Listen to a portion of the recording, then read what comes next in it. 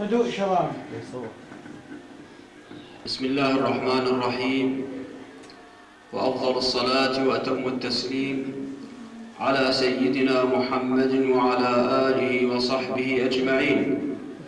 أما بعد، وإذ نحن نجتمع في بيت مبارك ونلتقي مع قارئ جليل في بيت شيخ جليل، وإذ نحن نلتقي مع الذين قال فيهم رسول الله صلى الله عليه وسلم: خيركم من تعلم القرآن وعلمه. وقال أيضا: زينوا القرآن بأصواتكم. فنحن نلتقي مع الذين زينوا القرآن بأصواتهم، مع بلبل الفلوجة الغريد الحاج طالب محمد سعيد، ونلتقي معه وهو يحدثنا شيئا عن سيرته الذاتية، ونأخذ وننتهل من منهله العذب بعض المقامات العراقية وهو يتغنى بها في القرآن الكريم. فنلتقي ونرحب بشيخنا الجليل الحاج طالب محمد سعيد، وحياك الله وبياك يا شيخ. أهلا وسهلا بكم ومرحبا، وجزاك الله خيرا. حاج، احنا نحب هوية تعريفية للحاج طالب، لأن أكثر الناس ما يعرف منه حج طالب، فأريد هوية تعريفية مختصرة عن حياتك. بسم الله الرحمن الرحيم.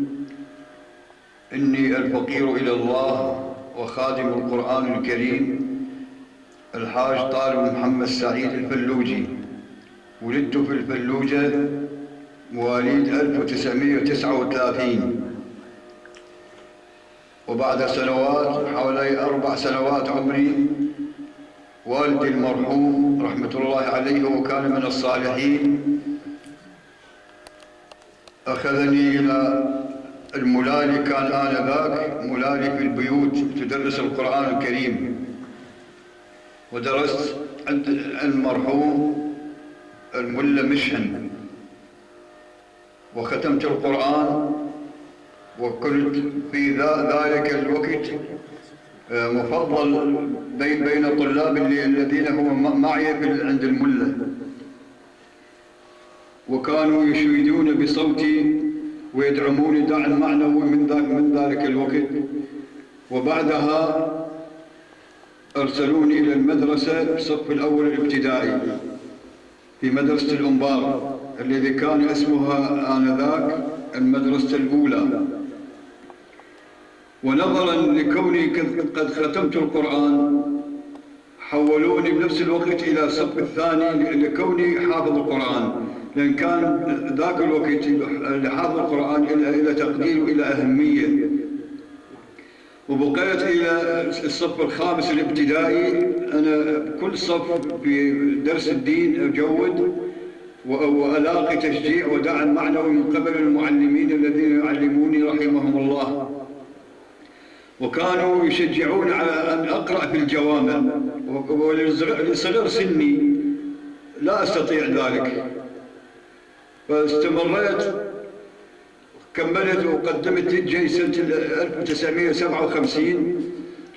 وبالستينات كان منطقة نسير فواتح ومواليد وأحضر، واني كان عمري من 20-25 سنة، ودائما أبرز بالصوت، وألاقي من قبل القراء القدماء رحمهم الله حج محمد عبد الستار، والمرحوم ملا مولود، والمرحوم ملا عبد الحميد السامرائي، كانوا يشجعوني لحسن صوتي، وتعلمنا منهم جزاهم الله خيرا.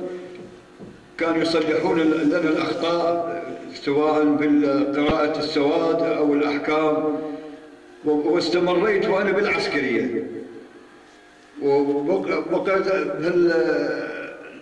تلاوة القرآن أتوه بالمناسبات، وخلصت العسكرية طلعت تقاعد، وتفرغت أكثر أقرأ في يوم الجمعة في الجامع الكبير، وقرأت في جامع الصديق، وقرأت في جامع حج شاكر، وكثير جوامع الفلوجة قرأت بها، ودائما ألاقي تشجيع ودعم معنوي، وأقرأ المقامات بأنواعها، ولكن كنت ذلك الوقت ما أعرف هذا المقام، معرفة المقامات، بس أقرأها لكن ما أعرفها. واستمريت خلال السماع إلى كاسيتات المرحوم الحافظ خليل، والحمد لله تمكنت أن أعرف بعض المقامات. إن شاء الله يقدرنا عليها ونبيض وجه ويا الأخ الأستاذ عدنان والشيخ عبود إن شاء الله، وأنت أهل لهذا يا حاج.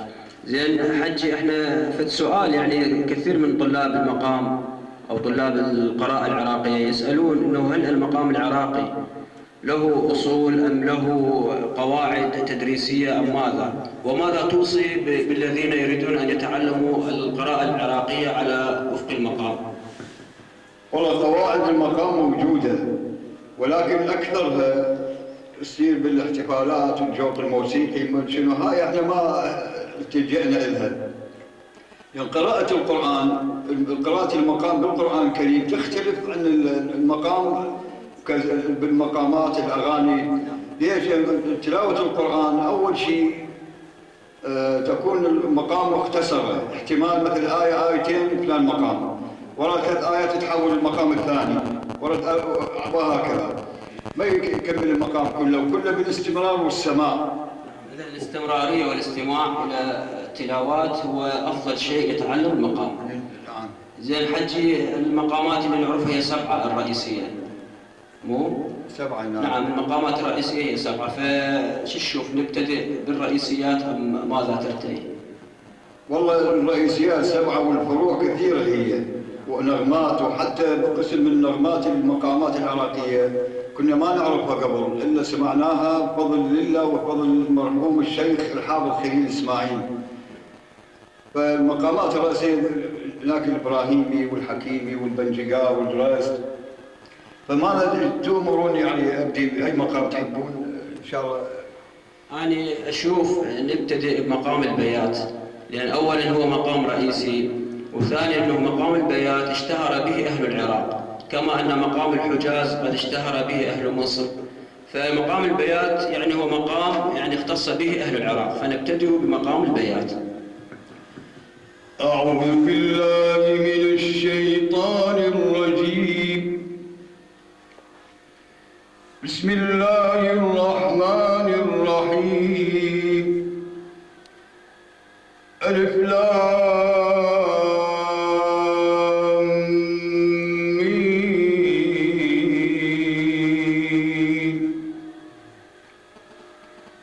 ذلك الكتاب لا ريب فيه هدى للمتقين الذين يؤمنون بالغيب ويقيمون الصلاة ومما رزقناهم ينفقون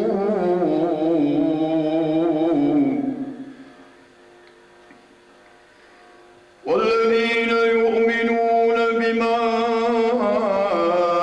أنزل إليك وما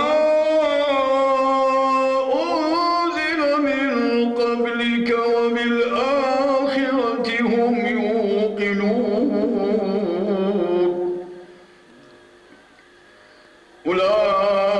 أولئك على هدى من ربهم وأولئك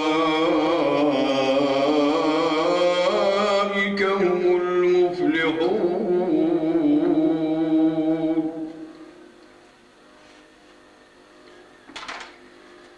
إن الذين كفروا سواء عليهم أنذرتهم أم لم تنذرهم لا يؤمنون.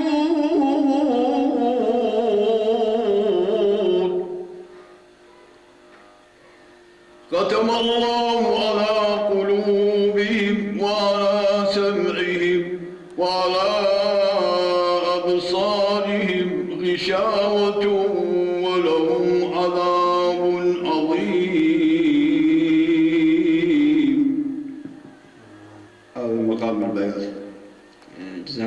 حجي مقام البيات يعني لاحظتك يعني اكو صعدات صعدت بيها، يعني اعتيادي الى تفرعات هذا المقام.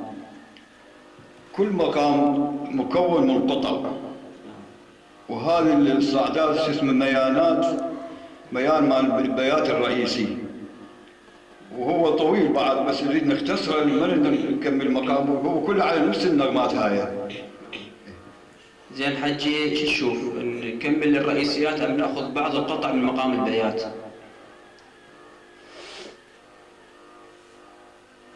لا نكمل من غير قطع من غير مقامات، لان هذا قرينا من هذا مثل ما يقول نموذج مبتدأ من المقام البيات الرئيسي. زين شلون راح نقرا؟ يا مقام خنبات. مقام الخنبات. ومن الناس من يقول آمنا بالله وباليوم الآخر وما هم بمؤمنين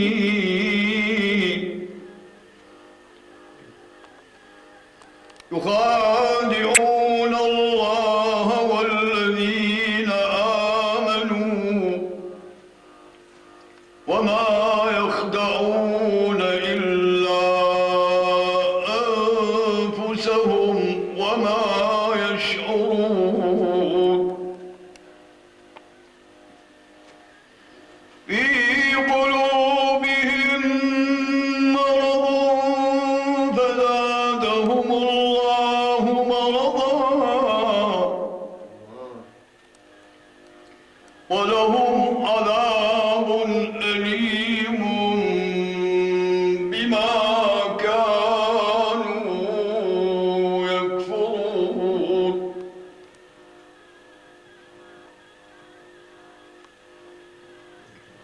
في قلوبهم مرض فزادهم الله مرضا ولهم عذاب أليم بما كانوا يكذبون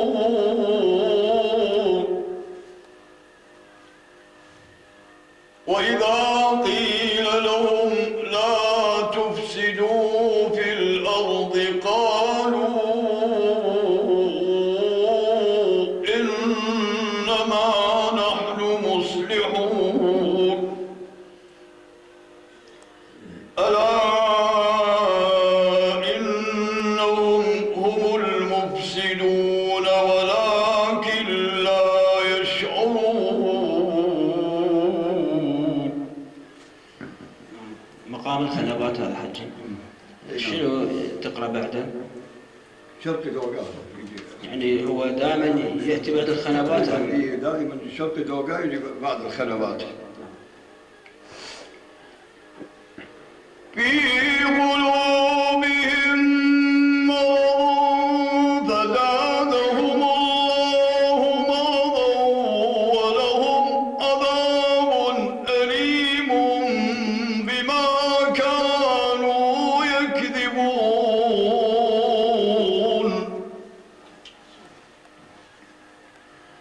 وإذا قيل لهم لا تفسدوا في الأرض قالوا إنما نحن مصلحون ألا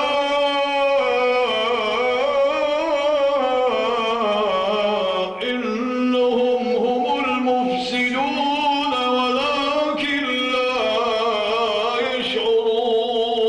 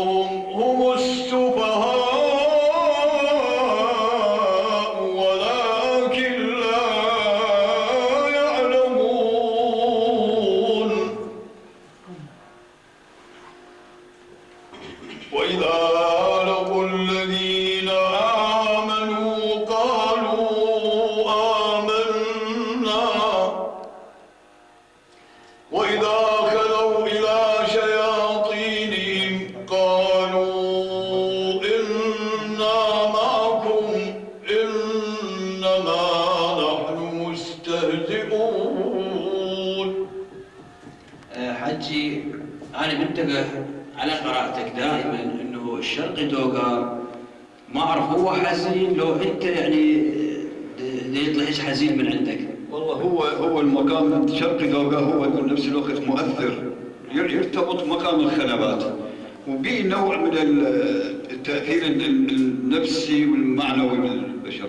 يعني أنا منتبه دائما لقراءتك إنه الشرقي دوغا يعني مقام تعتني به وكأنه حج طالب هو اللي أسسه الشرقي دوغا. زين الحج أنت نهايته كأنما أحس إنه نوى طلع مقام النوى. هو تسلومته تقريبا مقارب الخنبات والخنبات الشيء، بس بالمقام الموسيقى لا يختلف. نعم. زين بس ايش راح تسمعنا حجي؟ يعني شوف انت حسب فتوحاتك يعني اطلب انت شد يا مقامتين مخالف يعني حسب المقام نمشي له انت على كيفك انت شد المقام قول لي اريد منك فلان. اريد مقام الصبا حجي لانه مقام رئيسي. وإذا لقوا الذين آمنوا قالوا آمنا وإذا خلوا إلى شياطينهم قالوا إنا معكم إنما نحن مستهزئون الله يستهزئ بهم ويمدهم في طغيانهم يعمهون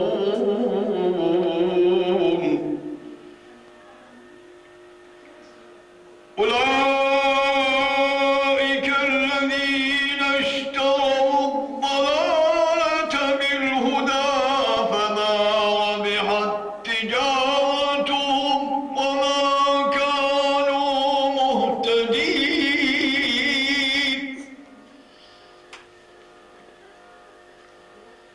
مثلهم كمثل الذي استوقد نارا فلما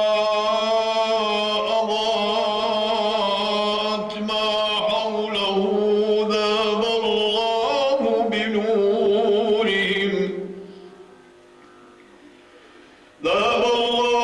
بنورهم وتركهم في ظلمات لا يبصرون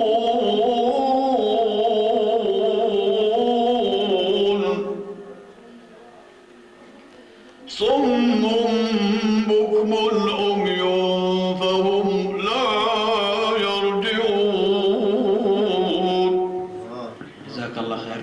حج ومقام الصبا يعني انا ودي واحد يكون على علم انه اهل الفلوجه بالذات مقام الصبا دائما يقولون ترحيب في شهر رمضان، يعني الترحيب مع رمضان يكون على مقام الصبا في الترحيب او التوديع مو حجي؟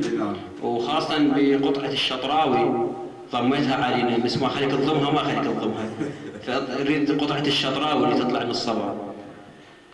صم بكم عمي فهم لا يرجعون أو كصيب من السماء فيه ظلمات ورعد وبرق يجعلون أصابعهم في آذانهم من الصواعق حذر الموت والله محيط بالكافرين يكاد البرق يخطف أبصارهم كلما أضاء لهم مشوا فيه وإذا أظلم عليهم قاموا ولو شاء الله لذهب بسمعهم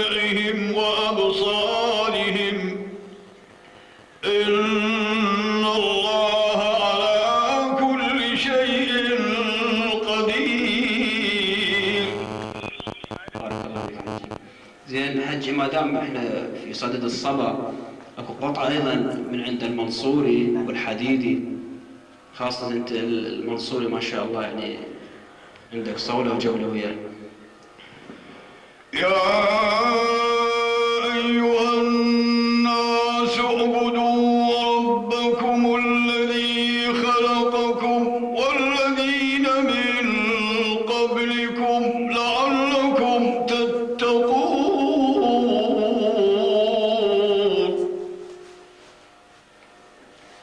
الذي جعل لكم الأرض فراشا والسماء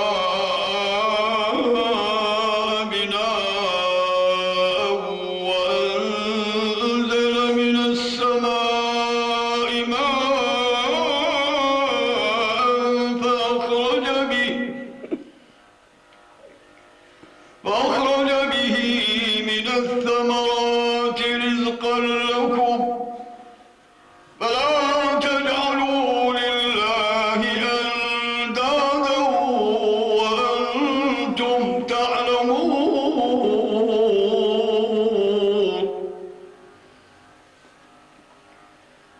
وإن كنتم في ريب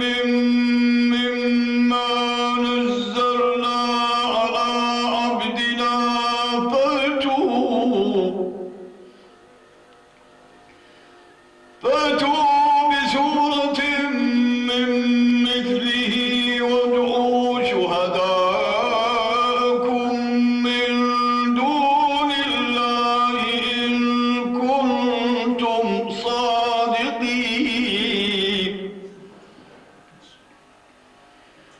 فإن لم تفعلوا ولن تفعلوا فاتقوا النار التي وقودها والحجارة أعدت للكافرين.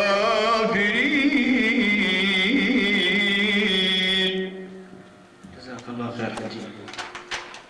حجي نبقى بالمقامات الحزينة، لو كيفك نطلع عنها؟ ناخذ النهاوند.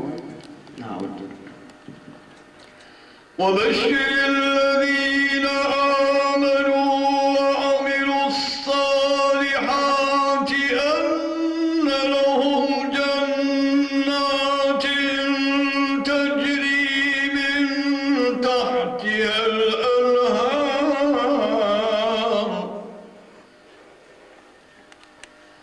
كلما رزقوا منها من ثمرة رزقا قالوا هذا الذي رزقنا من قبل وأتوا به متشابها ولهم فيها أزواج مطهرة وهم فيها خالدون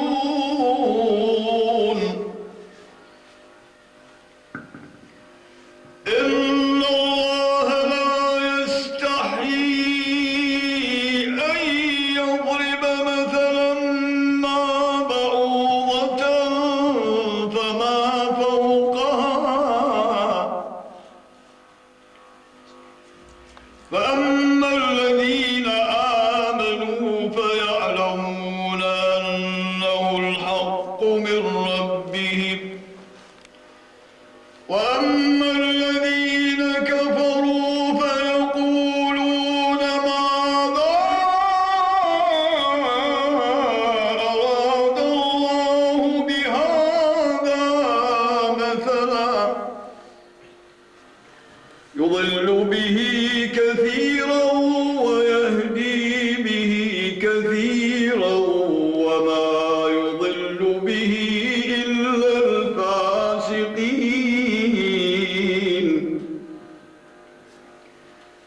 الذين ينقضون عهد الله من بعد ميثاقه ويقطعون ما أمر الله به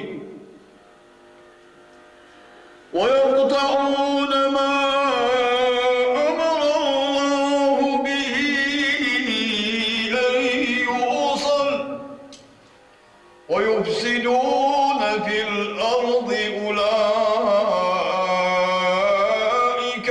الخاسرون.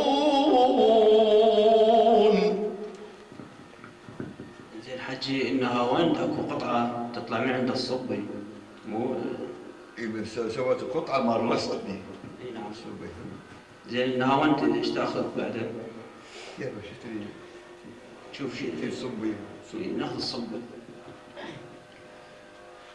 كيف تكفرون بالله وكنتم أمواتا فأحياكم ثم يميتكم ثم يحييكم ثم إليه ترجعون.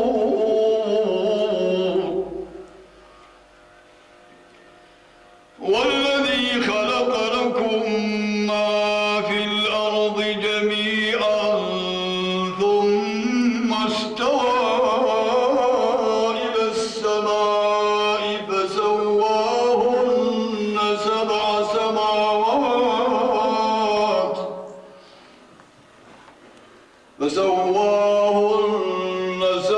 سماوات وهو بكل شيء عليم.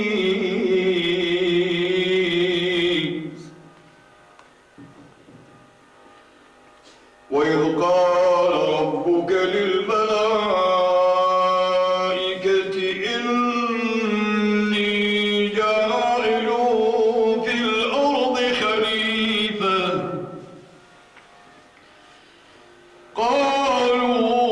قالوا أتجعل فيها من يفسد فيها ويسفك الدماء ونحن نسبح بحمدك ونقدس لك قال إني أعلم ما لا تعلمون. جزاك الله خير حجي. مقام المخالف شنو رأيكم وياه؟ خالف إن شاء الله. وعلم آدم الأسماء كلها ثم عرضهم على الملائكة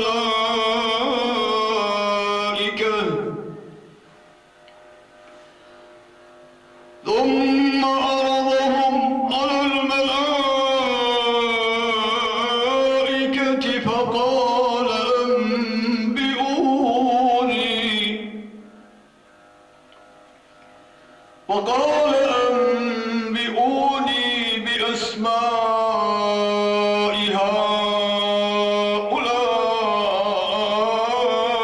هؤلاء إن كنتم صادقين.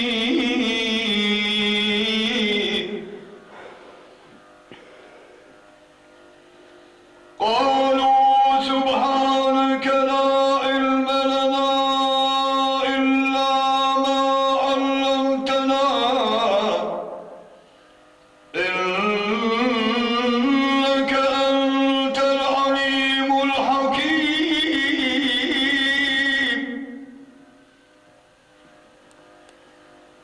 قال يا آدم أنبئهم بأسمائهم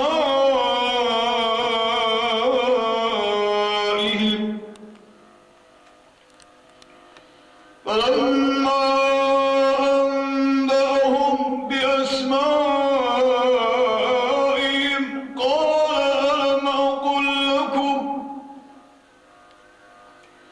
قال ألم أقل لكم إني أعلم غيب السماوات والأرض وأعلم ما تبدون وما كنتم تكتمون.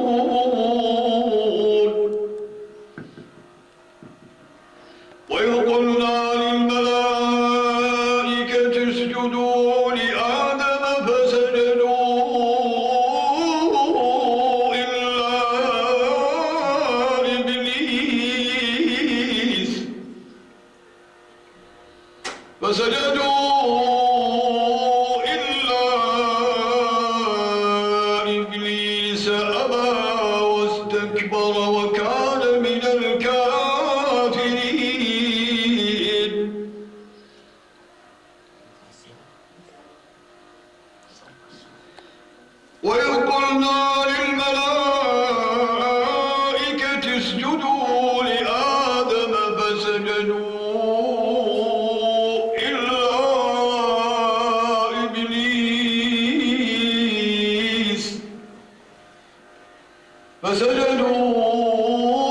إلا إبليس أبى واستكبر وكان من الكافرين. حجي أنت تحرشت المقام الحسين، يعني ما لي شغله، يعني قرأتك المقام المخالف، أخذت قطعة من المقام الحسيني. وكل مقام مقسم القطع كل مقام. فكملنا الحسيني حجي حتى يكون واضح. وإذ قلنا للملائكة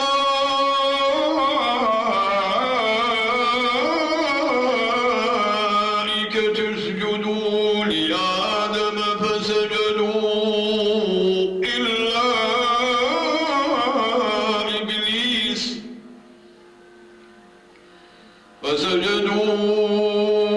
إلا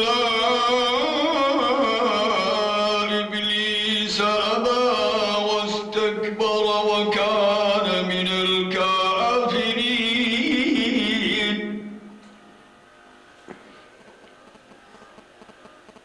وقلنا يا آدم اسكن أنت وزوجك الجنة وكلا منها رغدا حيث شئتما ولا تقربا هذه الشجرة فتكونا من الظالمين.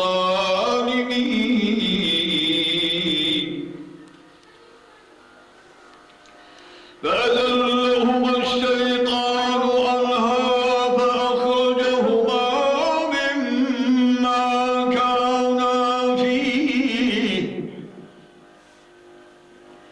وقلنا اهبطوا بعضكم لبعض عدو ولكم في الأرض مستقر ومتاع إلى حين. فتلقى آدم من ربه كلمات فتاب عليه إنه هو التواب الرحيم. حجي جزاك الله خير، يعني أنت قرأت حسيني وطعمت شوية مقام أورفا، حسيني مع الأورفا. نعم. قلنا اهبطوا منها جميعا فإما يأتينكم مني هدى فمن تبع هداي فلا خوف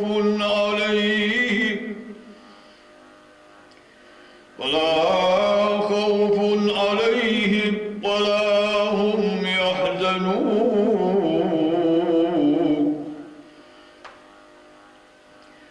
والذين كفروا وكذبوا بآياتنا أولئك أصحاب النار هم فيها خالدون.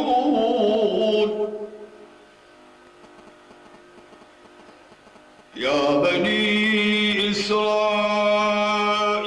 اذكروا نعمتي التي أنعمت عليكم وأوفوا بعهدي أوف بعهدكم وإياي فارهبون.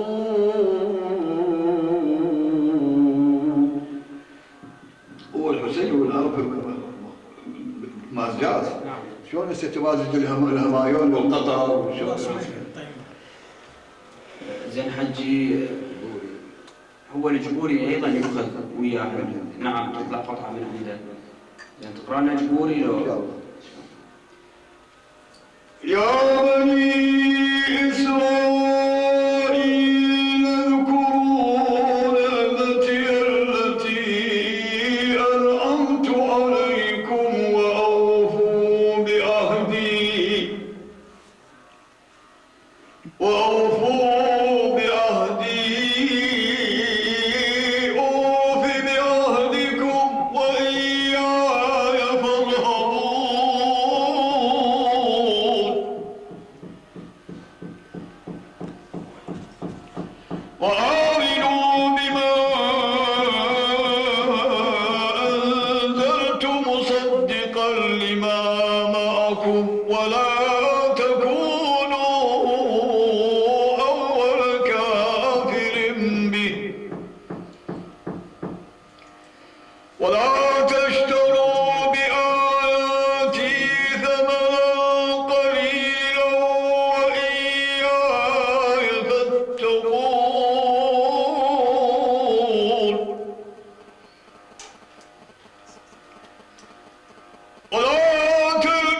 الحق بالباطل وتكتموا الحق وأنتم تعلمون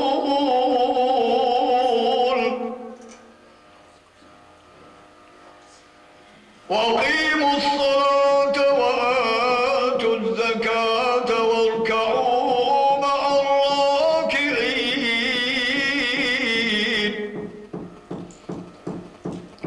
أتأمرون الناس بالبر وتنسون أنفسكم وأنتم تتلون الكتاب أفلا تعقلون.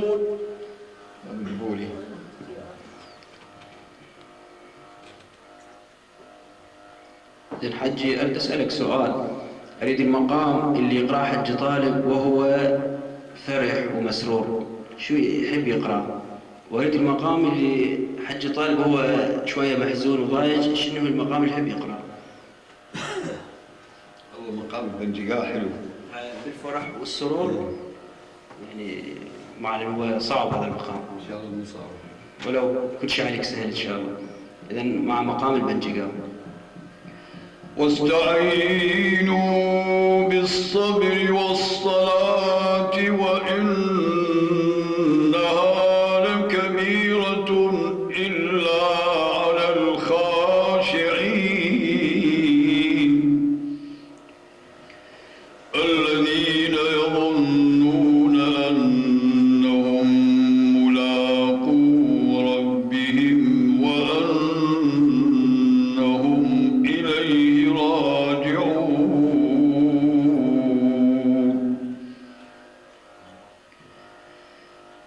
يا بني إسرائيل اذكروا نعمتي التي أنعمت عليكم وأني فضلتكم على العالمين.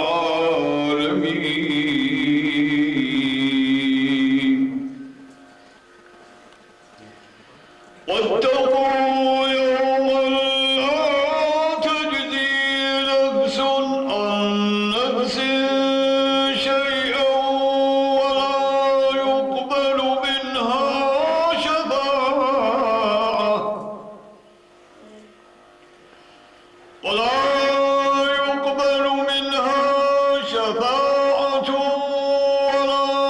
يؤخذ منها عدل ولا هم ينصرون.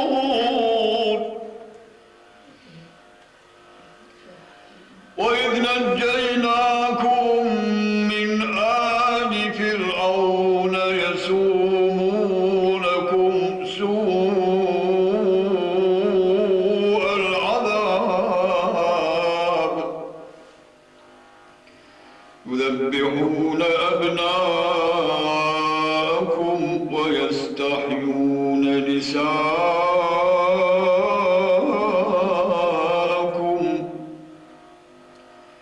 وفي ذلكم بلاء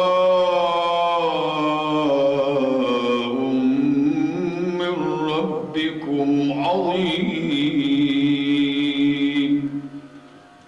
يعني البنجقاء قرار وميان، يعني هكذا. يعني المقام اللي يقرأ حج طالب وهو محزون.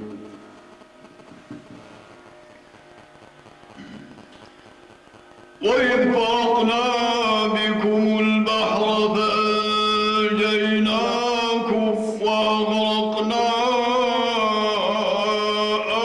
آل فرعون وأنتم تنظرون. حديدي. وإذ وعدنا موسى 40 ليلة ثم اتخذتم العجل من بعده وأنتم ظالمون.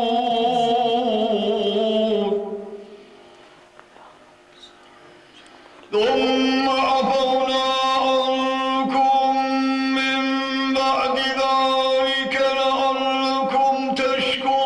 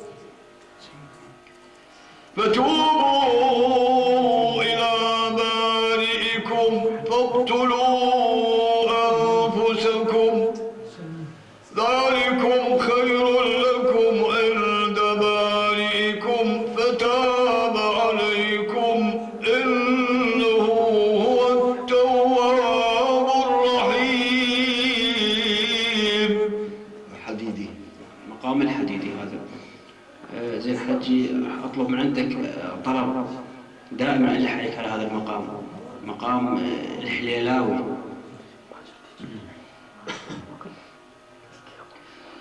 وقلتم يا موسى لن نؤمن لك حتى نرى الله جهرة فأخذتكم الصاعقة وأنتم تنظرون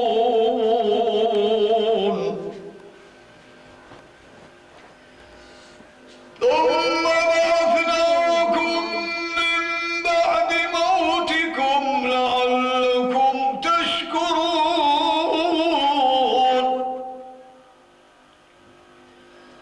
وظللنا عليكم الغمام وأنزلنا عليكم المن والسلوى كلوا من طيبات ما رزقناكم وما ظلمونا ولكن كانوا أنفسهم يظلمون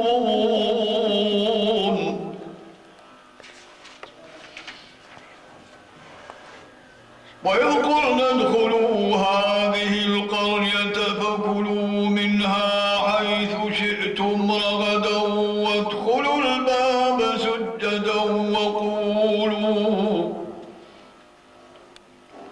وقولوا حطة نغفر لكم خطاياكم وسنزيد المحسنين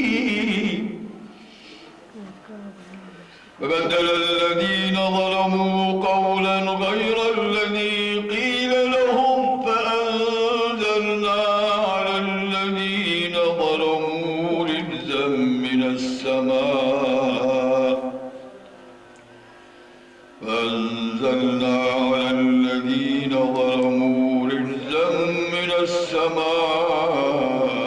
بما كانوا يفسقون.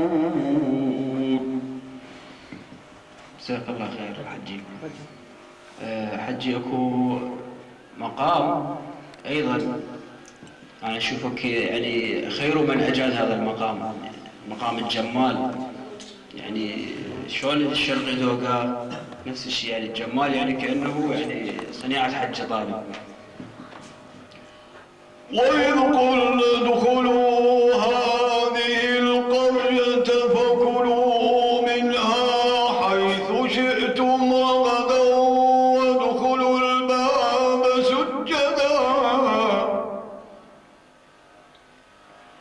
وادخلوا الباب سجدا وقولوا حطة نغفر لكم خطاياكم وسنزيد المحسنين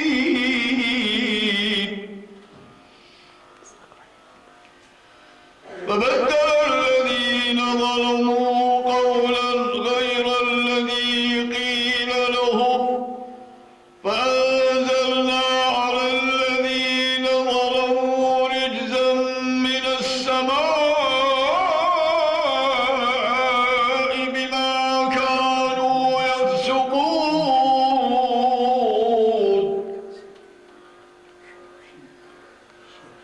وإذ استسقى موسى لقومه فقلنا اضرب بعصاك الحجر فانفجرت منه 12 عينا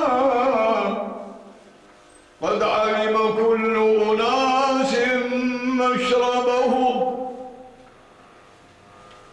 كلوا واشربوا من رزق الله ولا تعثوا في الأرض مفسدين. جزاك الله خير حجي. أنا أثقلت خاف عليك طلبات المقام، أنت تختار حج، خاف أوقفك مقام ببالك.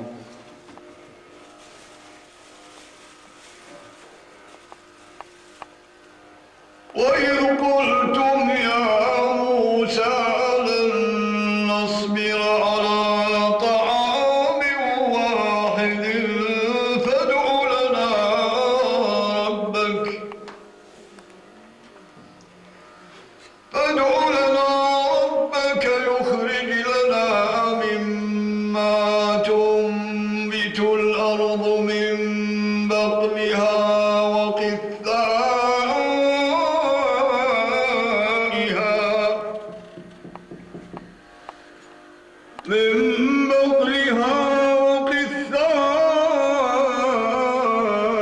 وقثائها وفومها وعدسها وبصلها قال تستبدلون الذي هو أدنى بالذي هو خير اهبطوا مصرا فإن لكم ما سألتم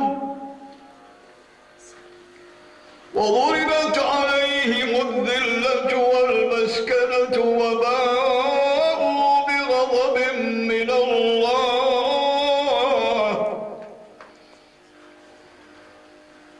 ذلك بأنهم كانوا يكفرون بآيات الله ويقتلون النبيين بغير الحق ذلك بما عصوا وكانوا يعتدون. صلاح إبراهيم شوية.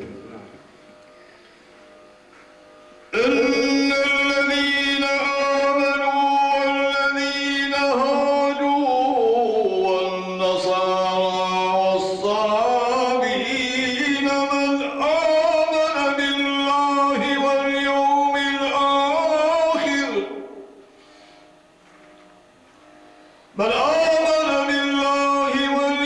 الآخر وعمل صالحا فلهم أجرهم عند ربهم ولا خوف عليهم ولا